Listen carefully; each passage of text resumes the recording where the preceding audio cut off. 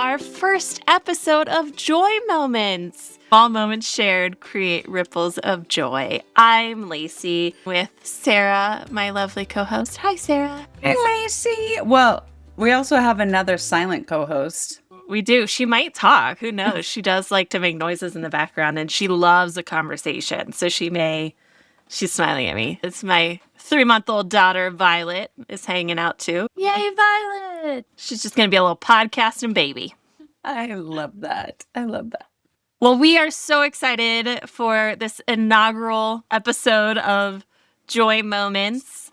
It is something that Sara and I have wanted and talked about for a while, and we're just making it happen. I'm going to let Sara kind of kick off talking about what Joy Moments is and where it came from. For those of you who are new to Joyful Support Movement, and which Joy Moments is part of, there's 3 steps. There's the story, there's taking a step, and then there's joy. And we have the 2 podcasts for story and step, and it was always our goal to also have a joy podcast. So this has been bubbling in both of our brains for a very long time.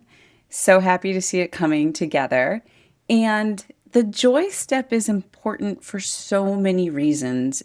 And we got to say right up top, this is never about only looking at joy and forgetting all the crappy crap that's happening in your life. Because life happens. I like to call them shit sandwiches. We don't get to avoid eating shit sandwiches.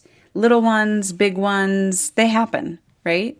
But Joy Moments is about, could that shit sandwich have a side of iced tea with it? Or could you put some ketchup on that shit sandwich to make it taste just a little bit better, right? So to me, Joy Moments balances it all out. We're not erasing anything. We're just bringing joy to the table of life. For me, this is so important because the origin story for joy goes back to when I was in college, which over 20 years ago now.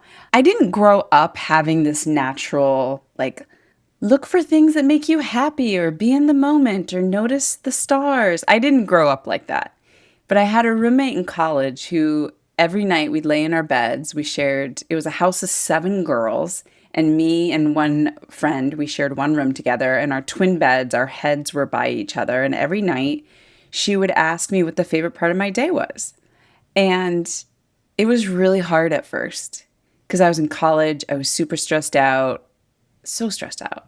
It just, over time, it became easier. And then I started looking for what the best part of my day was during the day. So it just grew. And then later in my life, I heard that gratitude is a muscle that you have to exercise.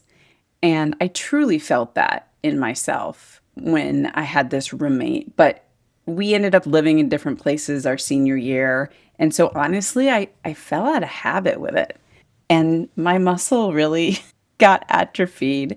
Lacey, can you tell me, before we go into more of the origins of the Joy Moments podcast, can you tell me, did you grow up with that gratitude muscle, or is this kind of new to your life? I am a very lucky gal that gratitude muscle has always been there for me. Of course, at times in my life, it's been easier and harder and whatnot. But for example, when I graduated from college, one of my dear friends who was on the podcast, Zach Owens, we talked about how I made a 100 things that make me happy list because I found myself, I didn't notice this, but he had noticed. I say the phrase a lot, oh, that makes me happy. It was me recognizing small moments during the day of just things that make me happy. And so he challenged me to make a list, and I made a list of 100 things that made me happy. And then for my graduation party, my family took that list and put different aspects of that in the party. So one of the things is I love taking a shot. It's not about the alcohol. It's about the excitement and camaraderie that goes along with a shot that I enjoy. Or my dad's mashed potatoes. So they made mashed potatoes. The color purple, everything was purple. So my gratitude muscle has always been a pretty strong one. And I've been very thankful for that because it has made finding those joy moments very easy for me. But I also just want to say, I know that it isn't always easy. So just because it's something that I have had. It doesn't mean that I know that it's natural. For example, at our household, you saying that actually, Sarah, was one of the things that inspired my house at dinner. We have to talk about our highs and lows for the day. So, a high is something that made you happy, a low is something that made you sad. You don't always have to have a low, but you always have to find a high because we live a very privileged, lovely life and we can always find something to be happy about. And let me tell you, I am the only one in my household that's like, this is right off the bat what I think. Now, it may just be because there's some ADHD in my household. So sometimes that means, unless it's happened within the past 2.5 minutes, we forget about it existing. But still, that makes it even more important. Well, and what's so great about this is for anyone listening, it doesn't, you are where you are. It doesn't Yeah. matter if you have never thought about it before or if you've thought about it your whole life. It's a practice and it's a tool. I like to call it, it's just another tool in your tool belt. And with the story and the step and the joy, they're all tool.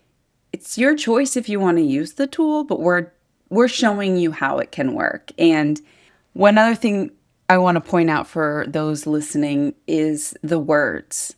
Please know you can insert any word that feels good to you because what I've learned from Lacey about communications and, well, communication, really, it's words can mean different things to different people. So if you're somebody who hears the word joy and you immediately want to vomit, don't say joy. Like what is tangential to joy? You know, we talked about gratitude. To me, this is my interpretation. To me, moments of gratitude start to build up that momentum to joy.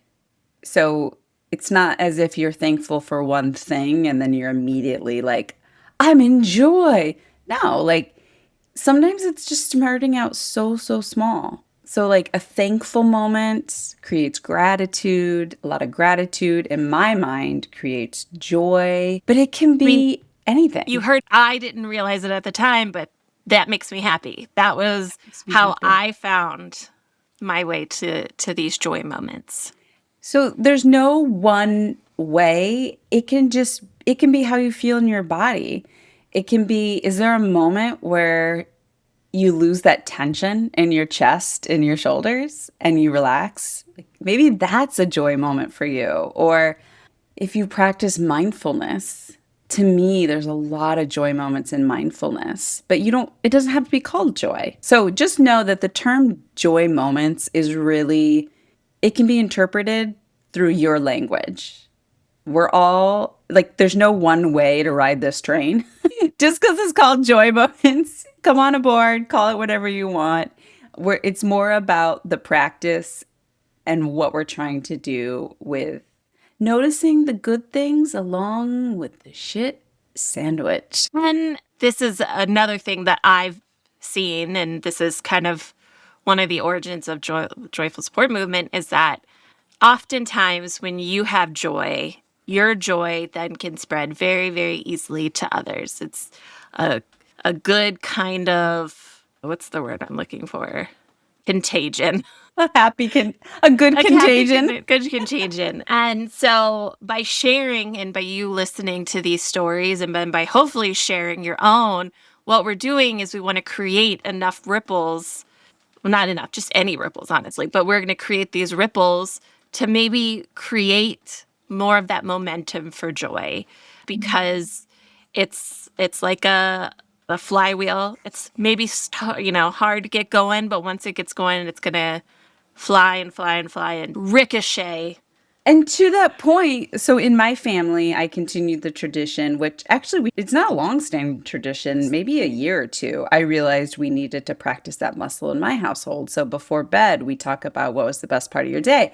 And as Lacey already knows, but if you're a new listener, you may not know, I am a bird nerd, 100% through and through and through. And this may not sound exciting to anyone who's not a bird nerd, but I saw two pileated woodpeckers at the same time in my backyard.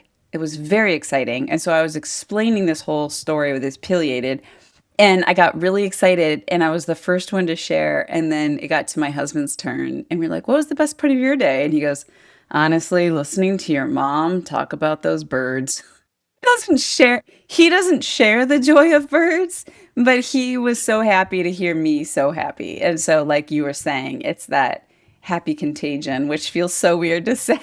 But it is. It's what ripples do we want to put out in the world? It's so easy to add to the complaining and the negativity and the what's wrong with the world and what didn't you like today and who did you wrong. That's easy. We all do that. That's the slippery slope.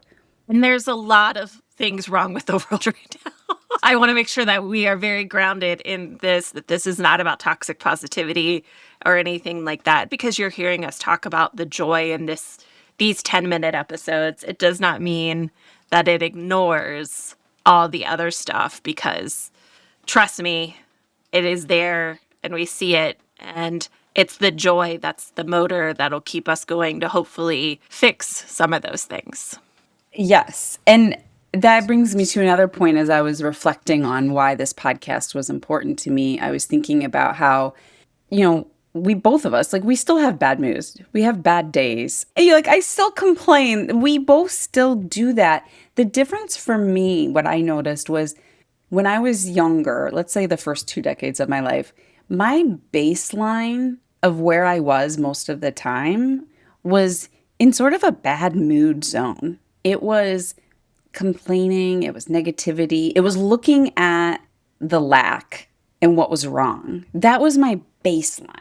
And honestly, it felt crappy. And that's why I've been on a 2 decade voyage to find different ways to be. And now my baseline is so much higher. And I'm not always in a place of joy, right? I'm not. I don't know who is, but I'm not. But the difference is that when we acknowledge all the shit sorry, this is a swearing podcast. I didn't realize that. I'll turn that explicit marker on right now. But what the difference is like all the stuff that's going on in the world, or when one of those life events happens that we weren't planning on, I still get upset. I still get mad. I still get frustrated. But it's like a dip down from my baseline. I can still come back up. It's almost like I also speak in visuals a lot. It's almost like you're in water, right? And you're laying on a raft and you're like floating, like your baseline's above the water, right? And then somebody throws something really heavy, like a boulder, and you catch it and then you go under the water. But if you practice this joy and this gratitude, you don't stay underwater holding onto that boulder. You've got little floaties on your arm. So you let the boulder go, and then your little floaties, they pull you right back up. So you don't stay under this heavy, heavy, heavy weight of all the shit sandwiches. You got your little joy floaties and you go bloop back up to the surface. We do love a water analogy here. Ripples, joy floaties. It all makes sense. It all makes sense. Well, and going forward, our format for this show, right now we're explaining the origins because we want people to be on this ride with us and understand our motivation and why we're doing this. But going forward, we're really going to focus on everyone's moments of joy, those joy moments. And we want people to share. We want to hear. Whether we know you or don't know you, whether you want us to read it anonymously or you want us to say your name, age, place where you live, whatever details you want to share. We want to just know, what did you notice today that made you smile? Or what did you hear that made your mood change? Like, what was it about today? The smallest of things. It doesn't have to be, this is the big thing, right? It's not about winning the lottery. It's not about taking your lifelong trip. It's not about, which are all great things, by the way. Yeah. But it's about finding it in the day-to-day norm of, oh, I just heard Violet. That made me happy. So going forward, I was just going to say, recap. So going forward, this isn't just our joy moments. I mean, although, trust me, I could fill 10 minutes easily. But it's about hearing other people's joy moments, putting them back out there, then rippling that, and then collecting even more. It's just like you said, it's like a flywheel of joy. And so this involves you, the listener. This is about you. Everyone has something to share. One other piece of clarification, and this is something Sarah and I have talked about a little bit. This is not about finding the silver lining in a bad situation. We don't want this to come off that way because that starts from a place of lack, right? It starts from a place of, well, all of this is bad. And I know we already mentioned, right, this isn't all about the good and that kind of thing. But when you attach your joy to something that's so negative, it kind of tones the joy down a bit, right? So we really invite you to just look for the joy, not just look for a silver lining, so that it's not coming from a place of lack. So you're not starting in a deficit. You are starting just from joy. When people are like, since you're chronically ill, what good has come from that? And it's like, yes, I can make good of a bad situation and I can appreciate things, but I'm starting from the bad situation. We're not Yes. looking for the silver lining. If you find something that makes you happy and it just happens to be a silver lining, cool. Just because also, I think we talked about gratitude is about what you do have, not what other people don't. That's another thing that Oh, Sarah and I have yeah. talked about. If you ever heard, there are people starving in the world, you should appreciate your food. I'm like, that is setting everyone up for failure right there. So just the joy, just the joy. That is true. That's a good point. And this is also a voyage of discovery. Like you might disagree with us and that's fine. Keep listening and share what your thoughts are about the joy in the process. Like we just want you to explore it with us. Come on this voyage of discovery. Well, we do have a not Lacey or Sarah joy moment to share because a friend shared this with me and I excitedly said, "Can I use this in my new podcast? This is exactly what we're looking for." And she was like, "Sure." She said, "Sure." And I'm going to read exactly what she said. She said, "Hopefully somebody else gets inspired to do something for themselves." Mm. So, starting off from the bat, it's about doing something for yourself. She's a mom. Her name is Kaci. Yay, Kaci. And I did a 5K this morning with no training. I just wanted to finish. And about a half a mile in, I had a therapeutic cry because I did something for myself. Literal tears. And I'm not a crier. 3.1 miles to help you reevaluate your life. So just this, Mm. it's amazing too that it's tears, but it was about this moment of, oh, I'm doing this for myself. And that just hit me really hard as a mom. And Casey's not a super touchy-feely person. So for her, I was like, get it, Kaci. You cried. Maybe somebody else will hear this and think, you know what? I'm going to treat myself to that milkshake or I'm going to do that face mask. I know I'm using really cliche self-care things here. Well, that actually dovetails really nicely into mine. Can I share my Yeah. joy? Yes. So the timing was so beautiful. I have been eyeing this chair at TJ Maxx because in my where I podcast in my office, it's a high desk and I was using my husband's utility, I don't know what you call it. It's a Craftsman utility bench stool. I don't know what to call it. But it was kind of uneven, so I always had to wedge something under it, and then it was a plasticky seat and it would make It sounds noise. so uncomfortable. I know, but I'm such a practical person that I was, well, it makes sense. We already own this. It makes sense. But then my husband didn't have it to use. Anyways, I've been eyeing this chair at TJ Maxx and for 2 months. And I was there yesterday and this chair makes me happy.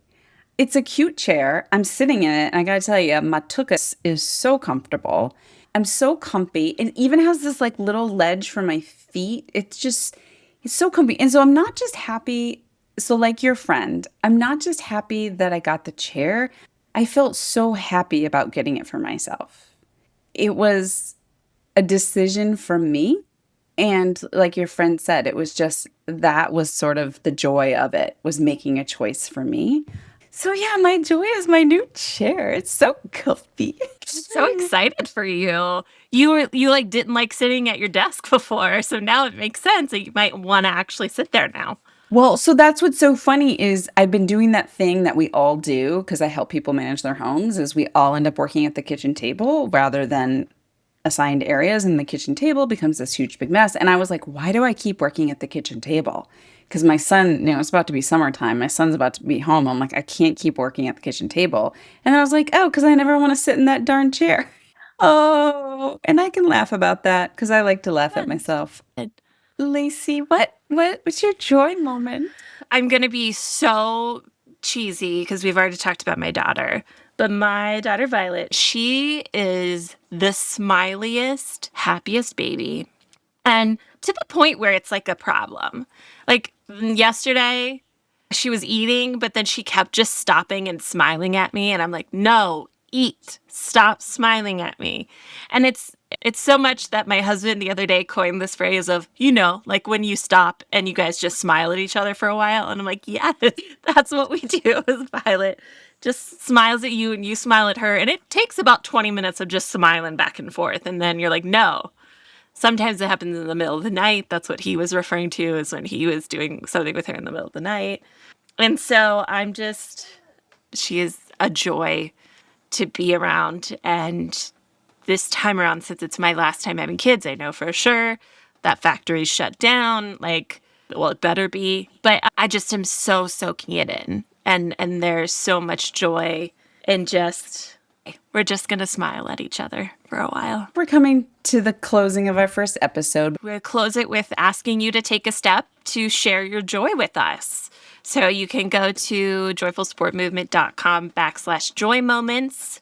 In there, we have a form and you can submit your own joy moment, just a few minutes, and maybe you'll be able to hear your own joy moment on the podcast. Also, follow along on our social media at joyfulsportmovement.com. I'm Lacey Shares. Sara is the joy riddler, but she's kind of taken a social media hiatus, and that's just fine. I very much am. Yeah, that's where I am. But please know there's no wrong way to joy. Nope. So yeah, we can't wait to hear everything that you have to share. And then listen along and spread the joy, right? If this podcast brought you 1 ounce of joy, if you could share it with somebody else and start that ripple. We always talk about the 1% difference. Like it's just a 1%. If we can bump up our days 1% in joy or happiness or whatever word you want to use, then our job is done well, right? Did you just get really excited about recording future episodes because you're like, we just are going to read people's joy? Because I did. I just had this moment of giddiness. As usual, thank you, Sara. Thank you, Lacey, and thank you, Violet.